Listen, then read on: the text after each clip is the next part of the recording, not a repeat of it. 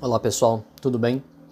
Bom, hoje nós vamos para nossa última temática, né, a temática de encerramento da nossa aula de metodologia, onde nós vamos entrar em contato, onde nós vamos conhecer os chamados trabalhos de entrega, né, de conclusão de uma pesquisa científica, né? Então, todo o processo que nós fizemos, né, desde o fichamento, resumo, resenha, elaboração de projeto, é, regras da BNT, o aspecto de tema e problema de pesquisa, tudo isso culmina então na realização de uma investigação, de uma pesquisa, não é? Que vai ter como resultado um material, né, que visa efetivamente a publicação, né? Então, nós temos algumas peças específicas que, conforme o ambiente, né, conforme a situação da publicação que se exige do ponto de vista científico, será, portanto, preenchida, né, será desenvolvida, não é? Então, uma das peças que nós temos, que vocês em breve aí, né, no curso daqui a alguns anos deverão fazer, é o que nós chamamos de monografia, né? A monografia, como o nome sugere, monografos, né? Então, monografia, quer dizer, escrita sobre uma coisa, né? Então, uma escrita, ela trata de um assunto particular, específico, delimitado pelo tema que foi elaborado e condizente com a pergunta como, né, processo de investigação. Então, na monografia, você vai apresentar exatamente o debate que você fez, que você construiu dentro da sua pesquisa, para demonstrar as conclusões dela, né? Normalmente, a monografia ela é usada dentro do processo formativo, né? Dentro do processo inicial de pesquisa, de trabalho de um pesquisador. Então, por exemplo, por isso mesmo, vocês deverão entregar uma monografia para, né, como uma das exigências da conclusão do curso, não é? Então, isso é uma exigência. Cursos de pós-graduação lato sensu também exigem, né, muitos deles, a entrega de monografia. Às vezes um concurso que você vai participar ou, né, dependendo da área, né, às vezes uma publicação mais detalhada de um trabalho, será, portanto, será feito a monografia, né? Da monografia derivam outros dois trabalhos que são chamados de dissertação e tese, né? A dissertação, ela tem por objetivo ser entregue no mestrado.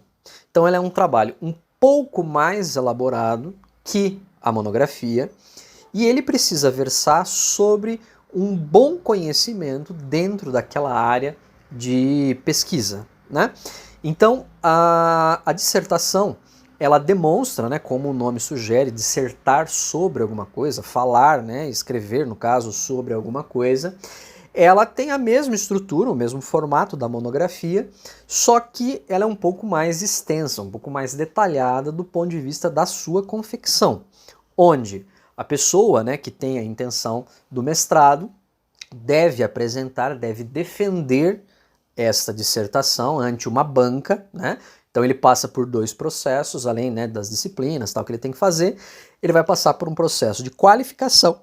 Então quando o trabalho dele está pronto ou semi-pronto, o orientador convida um outro professor e vão fazer uma discussão para ver se aquele trabalho é pertinente ou não, né? Aprovado na qualificação, então ele vai fazer ali alguma correção, né, concluir alguma coisa que esteja faltando, e aí então ele vai para a defesa, que normalmente é feita por 3 professores, né? O professor que é o orientador e outros 2 professores que verão, né, se esse trabalho apresenta conformidade, se esse trabalho tem, né, realmente apresenta algo relevante para aquela área de pesquisa, e se sim, o fulano então recebe o título de mestre, né? Após isso, o outro trabalho que nós temos então é a tese, eu ia falar dissertação, a tese, né? Então na tese, que também respeita a estrutura da monografia, fala sobre um único tema, a diferença é que a tese, ela obrigatoriamente precisa apresentar uma ideia nova, uma ideia que seja inédita dentro daquele campo de conhecimento, né? Então, o que eu quero dizer com isso? Esse trabalho ele é destinado ao doutorado. E como eu falei para vocês, eventualmente, né, a chamada livre docência, né? Então, nesse trabalho, além de você mostrar conhecimento sobre aquela área, né, de estudos que você está tentando obter o título, você vai então estudar, você vai então ter que apresentar algo de novo, né? Normalmente você também vai passar, né, isso é praxe, você vai passar por um exame de qualificação primeiro, para ver se aquele trabalho está adequado, né, se precisa de alguma correção, alguma coisa, e depois ao final você passa de novo por uma banca examinadora, aí normalmente composta por 5 professores, o orientador e outros 4 professores, que vão analisar o seu trabalho, né, todos doutores que vão analisar o seu trabalho, para ver se esse trabalho corresponde, né, se esse trabalho tem realmente qualidade e mais se a ideia apresentada realmente é de relevância para aquela área. Então, a dissertação, a tese já é um trabalho mais elaborado ainda, né, melhor feito, normalmente um trabalho bem grande, e muitas teses acabam resultando no quê? Depois em livros, né? Então o fulano defende lá uma determinada ideia e aí eventualmente depois ele publica isso, claro, né, ele faz uma pequena adaptação, né, por conta da linguagem e tal, né, estrutura, e acaba muitas vezes publicando um livro, né? Então, como resultado dessa pesquisa. Uma outra forma de publicação de material científico são os artigos, né? A diferença do artigo científico para um artigo de jornal é que o artigo de jornal ele tem a função, vamos dizer assim, básica primeiro, né, de ser informativo, né, transmitir uma informação, uma notícia, e ele é curto, né, normalmente ele é curto, né, às vezes tem alguns jornais que permitem alguns artigos maiores, né, normalmente de articulistas, tal, tipo o caso do Folha de São Paulo, mas isso às vezes é só no domingo que publica, né, essas coisas assim, mas mesmo assim ele é relativamente curto. O artigo científico ele é publicado especificamente em revistas científicas. Então não são revistas assim para a população geral. O que eu quero dizer não é que as pessoas não possam ter acesso a isso.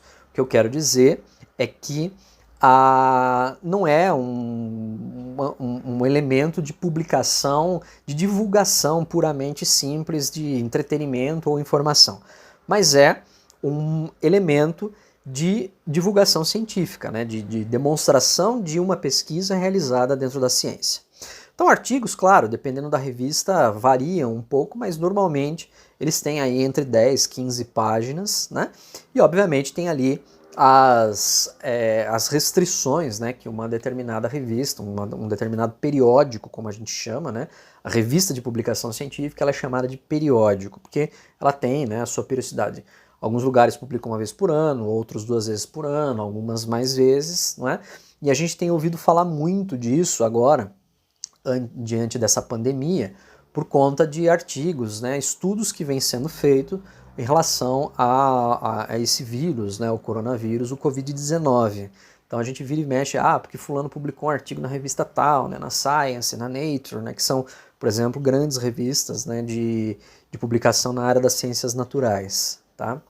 Então percebam que cada um dos campos, obviamente tem as suas revistas especializadas. Exemplo, dentro do direito nós temos a revista dos tribunais, que além de trazer informações, né, sobre o aspecto de alterações na legislação, súmulas, também traz artigos de professores, estudantes, doutrinadores dentro do direito, demonstrando, né, temas, ideias, pesquisas, fatos novos dentro da realidade jurídica no Brasil e no mundo, tá? Então, é muito importante que a gente, né, nós como pesquisadores, né, como futuros pesquisadores, nós usemos esses recursos para nos mantermos atualizados, né?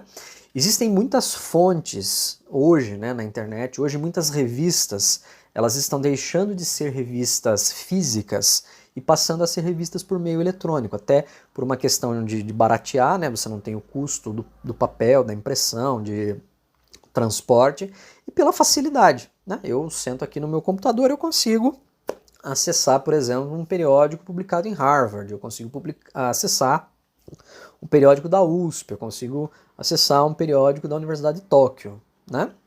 Então, obviamente, a facilidade e a amplitude que o meio digital dá, hoje vem facilitando muito, né? E exatamente por isso foram desenvolvidas ferramentas específicas de acesso para isso, já falei das duas para vocês, mas só para lembrar. Uma pelo Google, né, que é o Google Acadêmico. Então, toda pesquisa que você fizer dentro do Google Acadêmico, ele vai remeter só a artigos que sejam efetivamente considerados indexados, né, quer dizer, são considerados artigos científicos, né, são endossados como artigos científicos. E nós temos também, por exemplo, o Cielo, né, que também é uma base de dados de disponibilização de artigos, onde muitas revistas, né, muitos periódicos ao redor do mundo disponibilizam o seu material ali dentro. Alguns são pagos, muitos são gratuitos, né, então alguns você pode, por exemplo, ler o resumo, e daí só depois que você lê o resumo, se interessar pelo assunto, você paga, né, para ter acesso àquele artigo. Então aí depende muito, mas tem muito material disponível lá gratuitamente e do mundo todo, todas as línguas, né, de todo lugar do mundo você encontra material ali dentro do Cielo, né?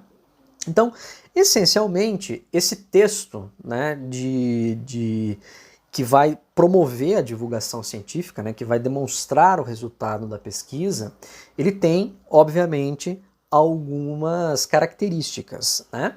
Então, em primeiríssimo lugar, esse texto ele vai derivar do projeto de pesquisa, né? Então, fiz o projeto, vou seguir o que eu disse no projeto para fazer a minha pesquisa, e ao chegar a um resultado, que é a confirmação ou não da minha hipótese, eu vou escrever um material para, né, demonstrar se o que eu pesquisei está certo ou não, né? Então esse texto ele tem que apresentar algumas coisas, fora, né, claro, aqueles aspectos mais, como que eu posso dizer, de formato, né, que a BNT exige, capa contra capa, né? Mas em termos estruturais o texto ele precisa ter algumas coisas. Primeiro, um resumo, né? Então, se for um artigo, então dependendo da revista, eles pedem com X tamanho, se é uma monografia, uma tese, uma dissertação, eles pedem com outro tamanho, né? Mas um resumo apresentando a discussão.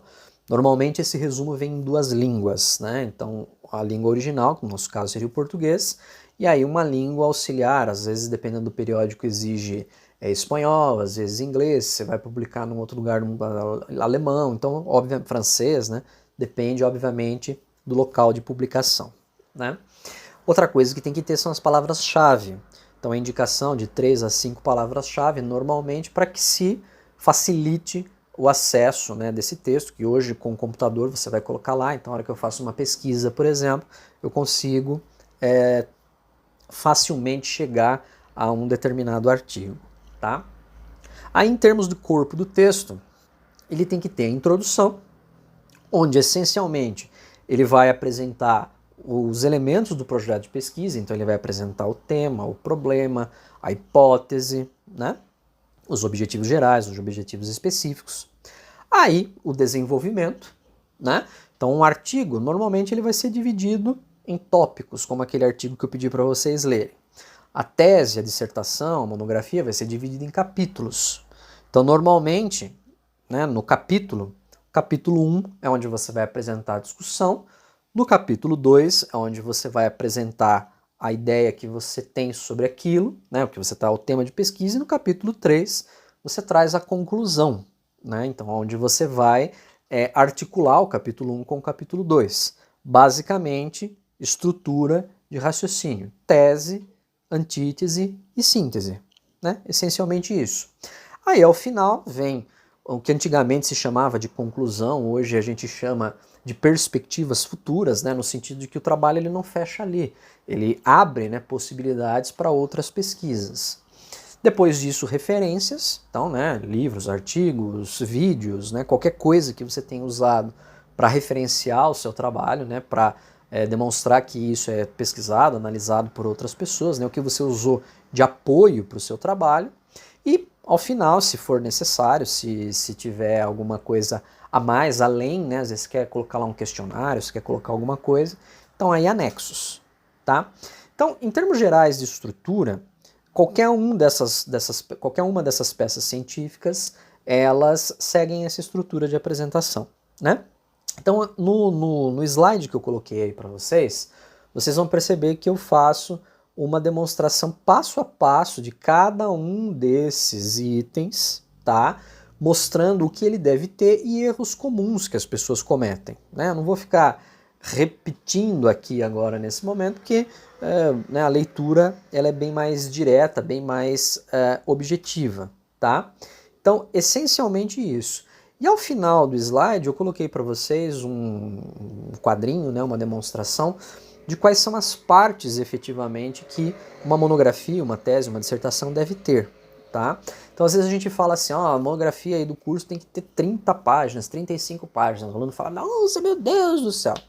Se vocês olharem, né, nesse gráfico que eu coloquei para vocês das partes, né, de uma monografia, vocês vão ver que existem muitas folhas, né, muitas páginas que são de, vamos chamar assim, perfumaria. Não fazem parte do corpo do texto. Então, por exemplo, ela tem capa, contracapa, folha de rosto, ficha catalográfica, folha de aprovação, dedicatória, agradecimentos, epígrafe, resumo, listas, se for o caso, sumário. Só isso já deu aí quase 10 páginas. No final, tem referências, glossário, né, se for o caso, apêndice, se for o caso, algum tipo de anexo, se for o caso. Então repare que de corpo de texto mesmo, ela vai ficar aí com, sei lá, no máximo talvez umas 20 páginas, que não é muito diferente do que é o artigo. Agora, claro, se for uma dissertação, se for uma tese, normalmente isso já fica um pouquinho maior, né? Então aí você encontra teses e tal com 300, 400, 500 páginas, tá? Então, né, lógico que é só pra gente, como eu disse, daí é um trabalho mais elaborado, mais, né, focado, o que obviamente vai demandar mais tempo, vai demandar um maior preparo da parte do pesquisador, né? Então, logicamente, né, são momentos diferentes da formação. Então, gente, essencialmente é isso, né? Acompanhem pelo slide, vocês vão ter, como eu disse, toda a estrutura. Durante a aula, eu vou fazer uma discussão com vocês, alguma dúvida, alguma pergunta que surgir, né? Horário da aula.